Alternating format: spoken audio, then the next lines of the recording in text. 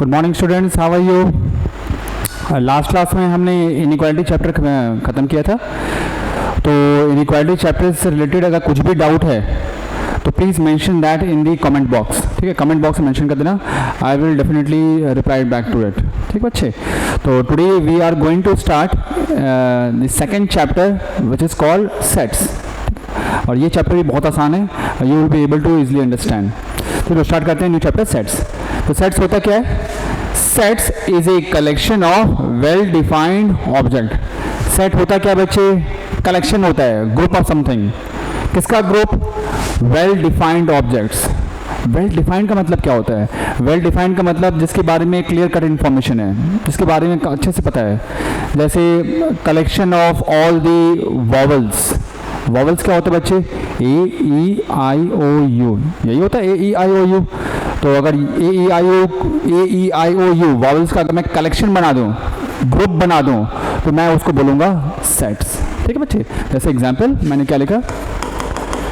Example पहला, collection of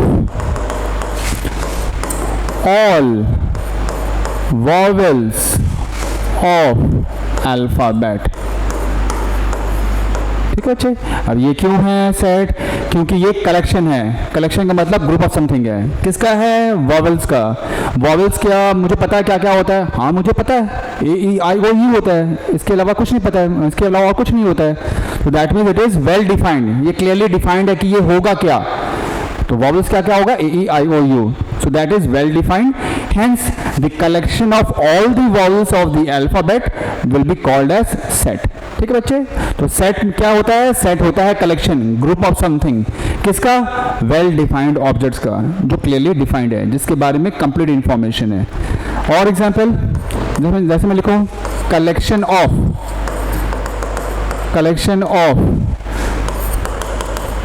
first 4 natural numbers। Collection of first 4 natural numbers, क्या ये set है क्या? तो पहली बात, होना क्या चाहिए? सेट क्या होना चाहिए? कलेक्शन होना चाहिए। ये कलेक्शन है। किसका कलेक्शन है? कलेक्शन का मतलब ग्रुप ऑफ समथिंग। उसमें एक ऑब्जेक्ट भी हो सकता है, दो भी हो सकता है, इनफिनिट भी हो सकता है, इट डज नॉट मैटर। बस ये पता होना चाहिए कि उसके अंदर क्या क्या होगा, that should be clearly defined. ठीक है, तो कलेक्शन ऑफ क्या? First 4 natural numbers. Which are the first 4 natural numbers? 1 2 3 and 4। हाँ ये पता है, यही 4 होगा और कुछ नहीं होगा। तो दैट इज वेल डिफाइंड। तो 1 2 3 4 का अगर मैं कलेक्शन बना दूं, सेट बना दूं, देन दैट सेट मतलब कलेक्शन मतलब ग्रुप बना दूं, तो that will called as a set. ठीक है बच्चे, अगर मैं ऐसे बोलूं, कलेक्शन ऑफ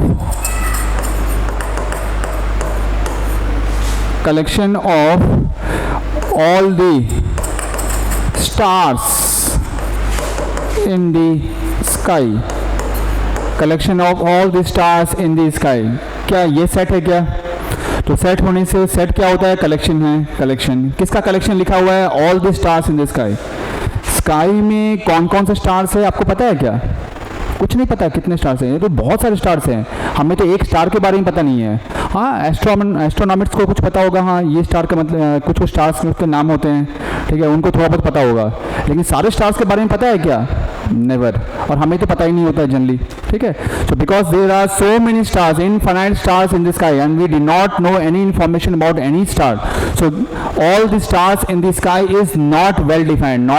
इसके बारे में क्लियर कट इन्फॉर्मेशन नहीं है। Hence the collection of all the stars in the sky is not a set. This is not a set because all the stars in the sky is not well defined, clearly defined नहीं है। ठीक है बच्चे, चलो अब कुछ example लेते हैं। Which of the following is a set? मैंने 4 एग्जाम्पल लिखा हुआ है, इसमें से कौन कौन सा सेट है? चलो पहला, collection of all the natural number less than 15। Okay, तो 15 से लेस नेचुरल नंबर्स कौन कौन सा होता है? 1 2 3 4 5 6 7 8 9 10 11 12 13 and 14।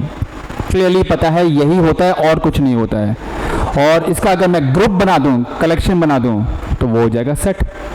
So all the natural numbers less than 15 is well defined, clearly defined है, क्योंकि मुझे पता है ये क्या है, तो ये सेट होगा बच्चे।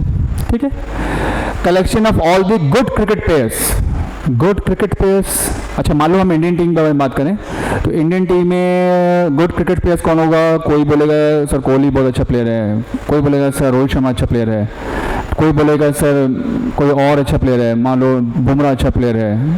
तो दिस गुड क्रिकेट प्लेयर्स जो है, गुड क्रिकेट प्लेयर्स जो होता है वो अलग अलग पर्सन के लिए अलग अलग है। किसी के लिए रोहित शर्मा है, किसी के लिए कोहली है, किसी के लिए बुमराह है। So this is not clearly defined for different persons, the good cricket players are different.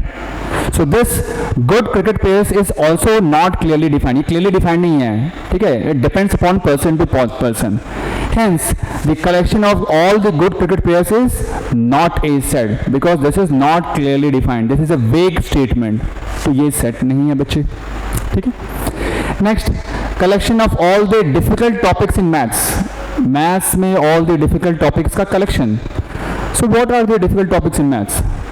किसी पर्सन के लिए ट्रिग्नोमेट्री बहुत डिफिकल्ट है, किसी पर्सन के लिए ज्योमेट्री डिफिकल्ट है, किसी पर्सन के लिए अलजेब्रा डिफिकल्ट है। So again the difficult topics in maths depends upon the person to person, ये पर्सन टू पर्सन डिपेंड करता है।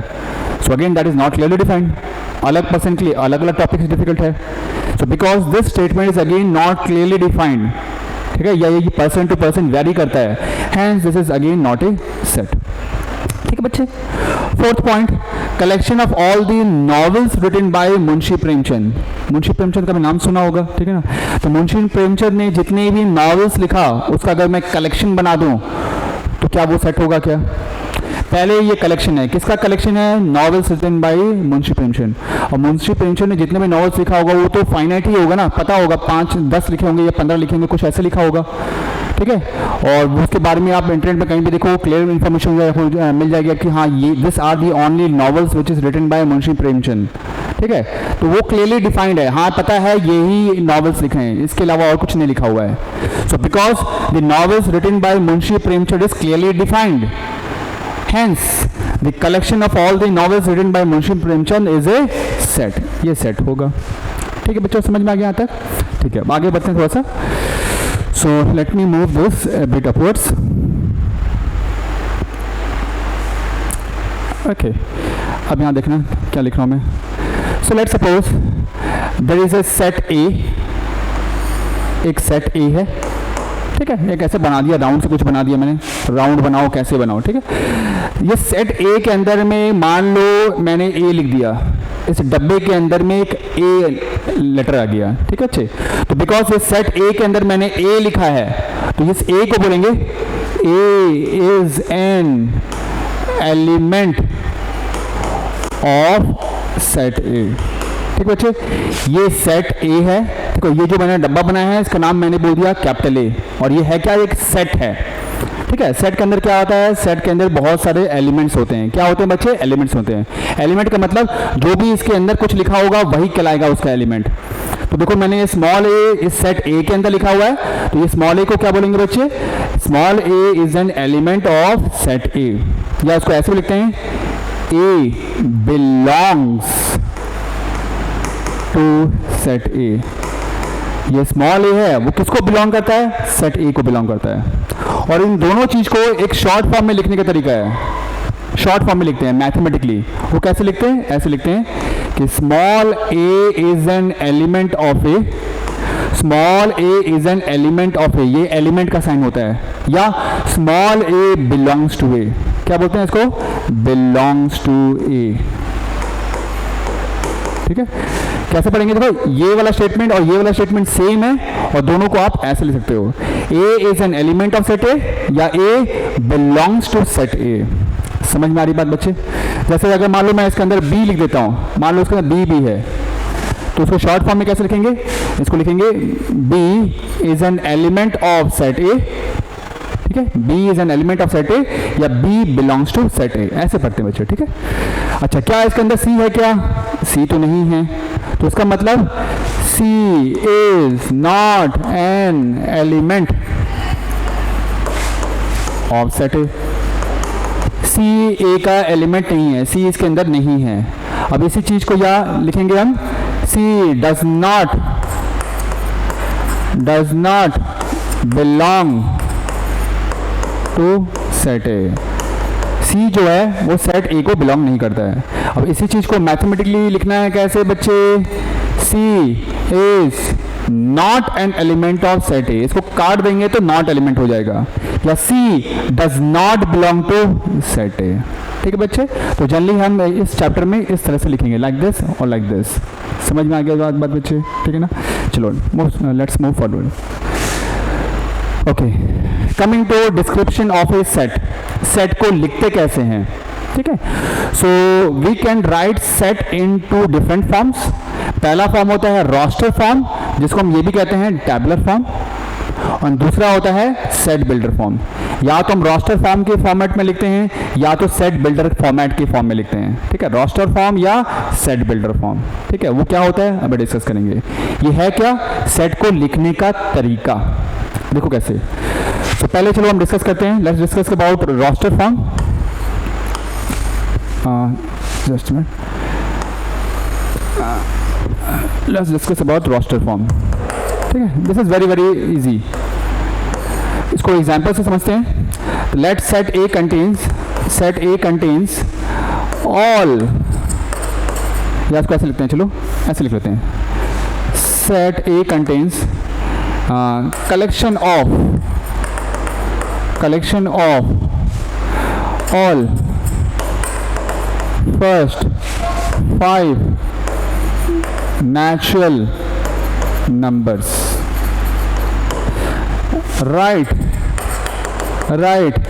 A in roster form. क्या बोला यार, समझाता हूँ मैं। Let me move this a bit upwards. हाँ, देखो यहाँ क्या है, एक सेट है, सेट का नाम क्या लिखा हुआ है, कैपिटल ए। जब सेट जो भी होता है, सेट को हमेशा कैपिटल में लिखते हैं, capital A, capital B, capital C, capital D, capital N and so on, ठीक है। सेट ए में क्या है, set A contains collection of all the first 5 natural number. Set A के अंदर क्या है, collection of all the first 5 natural numbers, ठीक है बच्चे।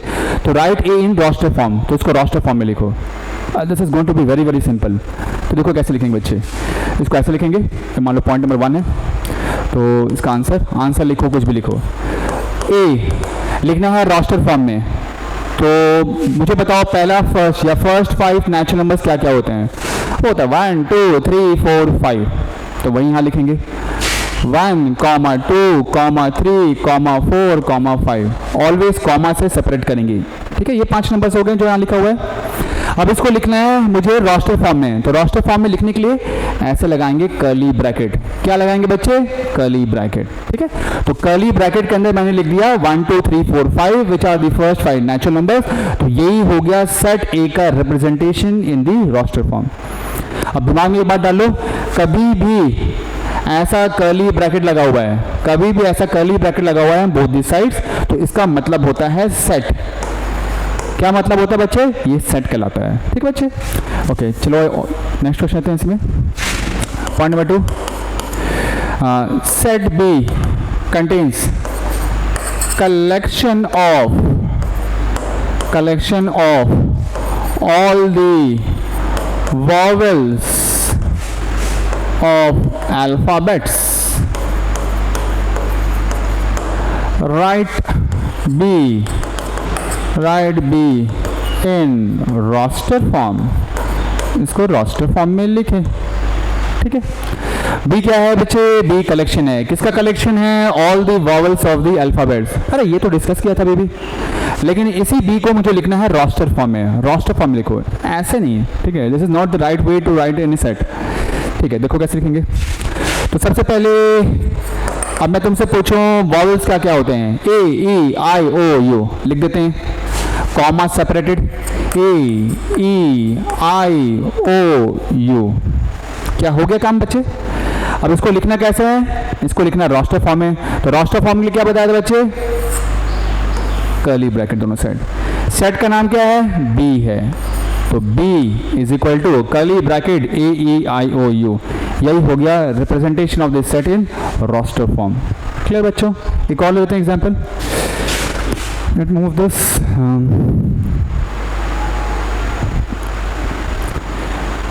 अभी और भी एग्जांपल लेंगे। तो let's suppose third C contains collection of first three prime numbers या पॉजिटिव प्राइम नंबर्स, ठीक है। तो collection of first three prime numbers क्या क्या होगा बच्चे, तो मैं तुमसे पूछूं क्या क्या प्राइम नंबर होगा। तो पहला प्राइम नंबर क्या होता है 2, फिर क्या होता है बच्चे 3, फिर क्या होता है बच्चे 5 होता है, ठीक है। So C contains first three prime numbers which are going to be my 3, 2, 3 and 5। दोनों साइड क्या लगा देंगे बच्चे, कर्ली ब्रैकेट लगा देंगे। This is the representation of set C in roster form या टेबुलर फॉर्म। अब थोड़ा सा कॉम्प्लिकेट लेते हैं। Let's suppose set A contains, फिर से सेट ए है, set A contains, set is a set, x is such that x is equal to n square, n is less than equal to 3 and n belongs to natural number, ऐसा लिखा हुआ है। मैंने sir ये क्या लिख दिया अचानक से, ये क्या आ गया, आया बताता हूँ क्या है। Write A in roster form, इसको रोस्टर फॉर्म में लिखो। अब देखना कैसे करेंगे हम, ठीक है। तो let me move this bit upwards.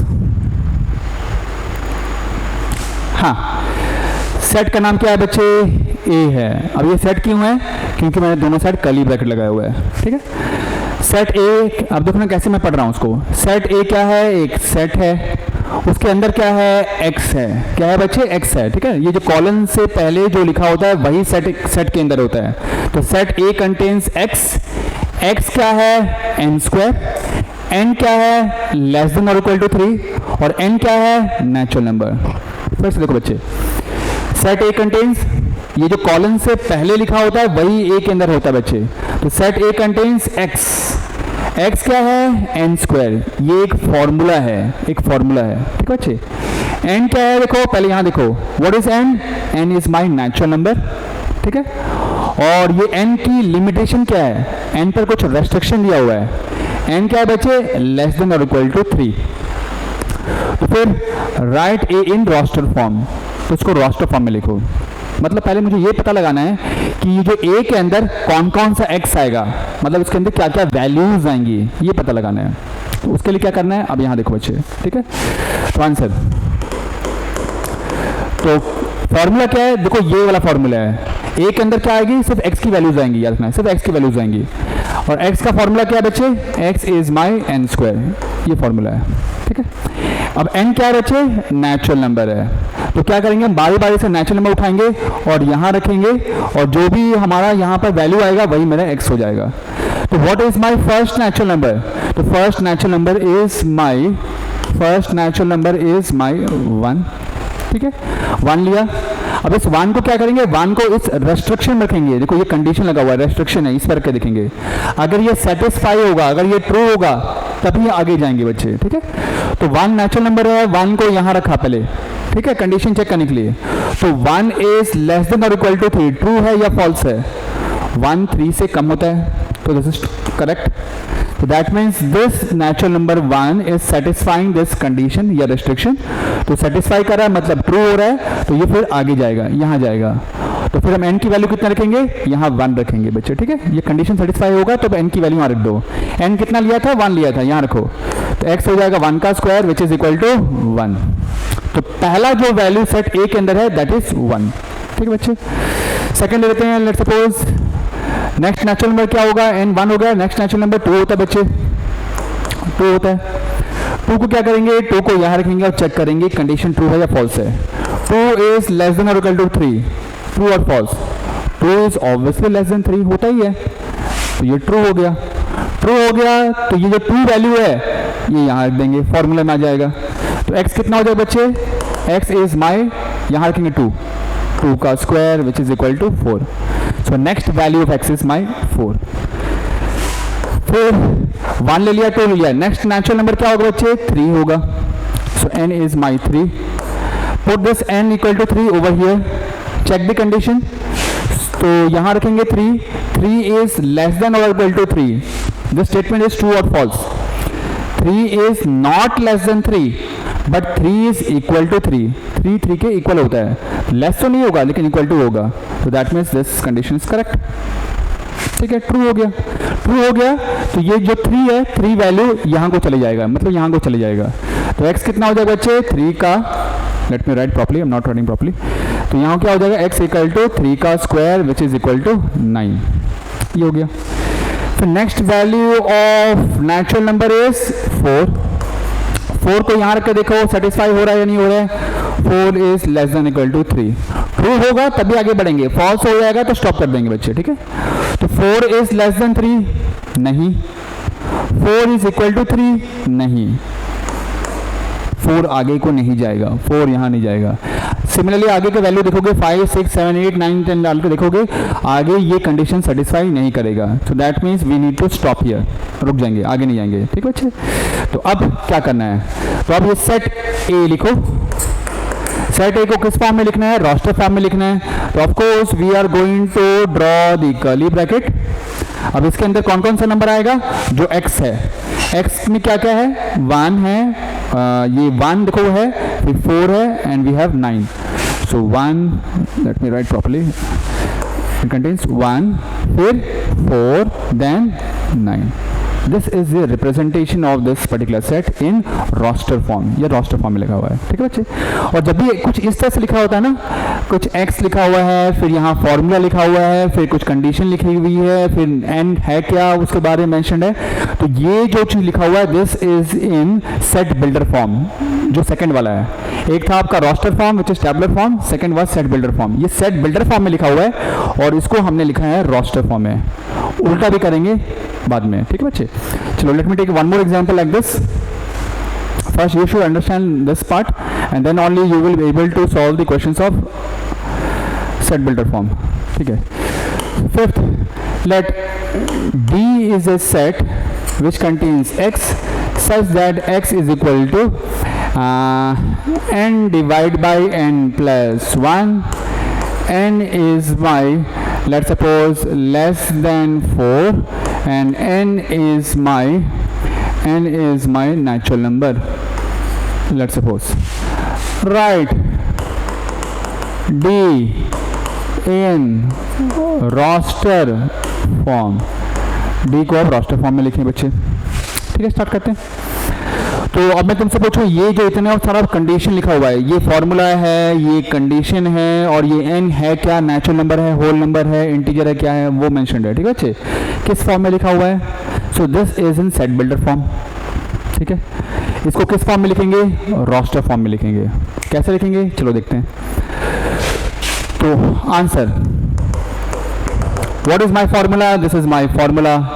ठीक है, डी के अंदर क्या है, डी के अंदर x है, x है क्या, x है n divide by n plus 1, n है क्या, नेचुरल नंबर, n पर रेस्ट्रिक्शन क्या है कि the value of n should be less than 4, वैसे करेंगे जैसे हमने लास्ट क्वेश्चन किया था। So formula is x is equal to n divide by n plus 1। तो पहला n क्या है, natural number, what is my first natural number, 1, n start with 1। ठीक है बच्चे, अब क्या करेंगे, 1 को क्या करना होता है बच्चे, 1 को हम यहाँ रखेंगे कंडीशन पर, चेक करेंगे ये ट्रू है या फॉल्स है, ट्रू होगा तब आगे बढ़ेंगे, फॉल्स हो जाएगा तो छोड़ देंगे बच्चे। ठीक है, तो 1 यहाँ रखो, 1 इज लेस देन 4, ट्रू और false, of course it is true, true होता है, ट्रू होगा तो ये 1 यहाँ को जाएगा, तो 1 कहाँ रखेंगे, इधर भी रखेंगे, इधर भी रखेंगे, जहाँ जहाँ n है वहाँ उसको रिप्लेस कर दो by 1, replace n by 1। So x which is my n divided by n plus 1 which is 1 divided by 1 plus 1 which is 1 by 2. So my first value of x is 1 by 2. ठीक बच्चे, next what is my next natural number, after 1 we will have 2. ठीक है, let me write clearly 2 को क्या करेंगे, put over here, so 2 is less than 4, true or false, of course this is true, तो 2 4 से कम होता है, तो 2 को क्या करना है, put the value of n as 2 over here, so x which is my n divide by n plus 1 which is 2 divide by 2 plus 1, ये कितना हो जाएगा बच्चे, 2/3। Second value of x is 2/3। Okay, going forward, what is the next value of n? 1 ले लिया, 2 ले लिया, इसके बाद क्या आएगा? 3 आएगा। 3 को यहाँ रखो और चेक करो, 3 इज लेस देन 4, ट्रू और false? Of course it is true. तो 3 को क्या करेंगे, जहाँ जहाँ n है वहाँ पुट कर देंगे। So what is my x? 3 divide by 3 plus 1 which is 3 divide by 4। अच्छा, हो भी गया।